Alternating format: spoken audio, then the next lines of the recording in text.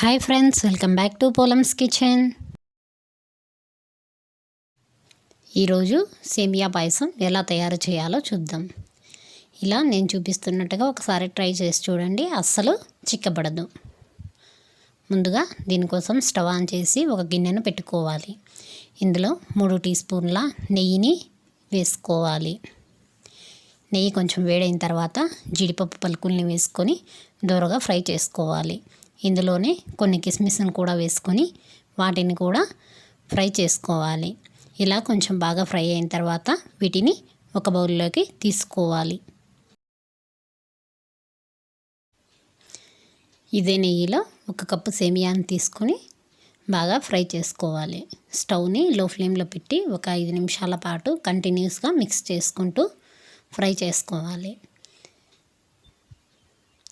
ఇది golden brown colour వచ్చేంత వరకు ఫ్రై చేసుకోవాలి. ఇలా కలర్ వచ్చిన తర్వాత ఇందులో 4 కప్పుల పాలని వేసుకోవాలి.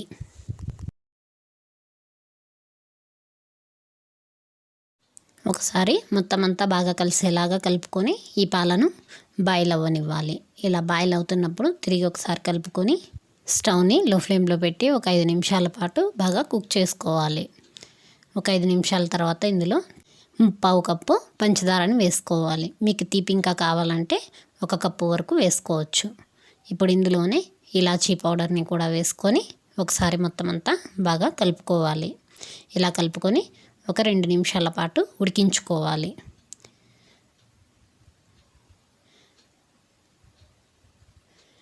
ఇలా 2 నిమిషాల పాటు ఉడికించుకున్న తర్వాత ఇందులో ఫ్రై చేసి పెట్టిన నట్స్ని వేసుకోవాలి.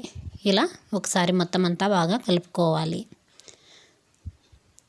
ఇప్పుడు స్టవ్ ఆఫ్ చేసుకోవాలి. అంతే, ఎంతో రుచికరమైనటువంటి semiya payasam ready. Thank you for watching friends. Please subscribe to my channel Polam's kitchen.